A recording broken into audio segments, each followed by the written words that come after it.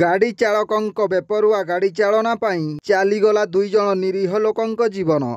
ଅନେକ ଆହତ ହୋଇଥିବା ଜଣାପଡ଼ିଛି। ସୁନ୍ଦରଗଡ଼ ଜିଲ୍ଲା କୋଇଡ଼ା ଥାନା ଅନ୍ତର୍ଗତ କମଣ୍ଡ ଷ୍ଟିଲ୍ ପ୍ଲାଣ୍ଟ ଅଭିମୁଖେ ଶ୍ରମିକ ନେଇ ଯାଉଥିବା ଏକ ଓମିନି ଭ୍ୟାନ୍ ସହ ବିପରୀତ ଦିଗରୁ ଦ୍ରୁତ ଗତିରେ ଆସୁଥିବା ହାଇୱା ସହ ଧକ୍କା ହେବା ଫଳରେ 2 ଜଣଙ୍କର ଘଟଣାସ୍ଥଳରେ ମୃତ୍ୟୁ ହୋଇଥିବା ବେଳେ 4 ଜଣ ଗୁରୁତର ଆହତ ହୋଇଥିବା ଜଣାପଡ଼ିଛି। ଦୁର୍ଘଟଣାଟି ଏତେ ଭୟଙ୍କର ଥିଲା ଯେ ଧକ୍କା ହେବା ପରେ ହାଇୱା ଗାଡ଼ିଟି ଓମିନିକୁ କିଛି ବାଟ ଘୋଷାଡ଼ି ନେବା ପରେ ବ୍ୟାରିକେଡରେ ଅଟକି ରହିଯାଇଥିଲା। ଆହତମାନଙ୍କୁ ଉତ୍ତମ ଚିକିତ୍ସା ପାଇଁ କୋଇଡ଼ା ଗୋଷ୍ଠୀ ସ୍ୱାସ୍ଥ୍ୟ କେନ୍ଦ୍ରରେ ଭର୍ତ୍ତି କରାଯାଇଛି। ଗୁରୁତରମାନଙ୍କ ହାତ ଗୋଡ଼ ଛାତି ହାଡ଼ ଭାଙ୍ଗିବା ସହ ମୁଣ୍ଡରେ ଗଭୀର ଆଘାତ ଲାଗିବା ଫଳରେ ରକ୍ତସ୍ରାବ ମଧ୍ୟ ହେଉଛି। ତେବେ କୋଇଡ଼ା ଅଞ୍ଚଳରେ ବାରମ୍ବାର ଦୁର୍ଘଟଣା ହେଉଥିବା ଦେଖି ଚିନ୍ତାରେ ସାଧାରଣ ଜନତା। ବ୍ୟୁରୋ ରିପୋର୍ଟ, जनजागरण ओडिया।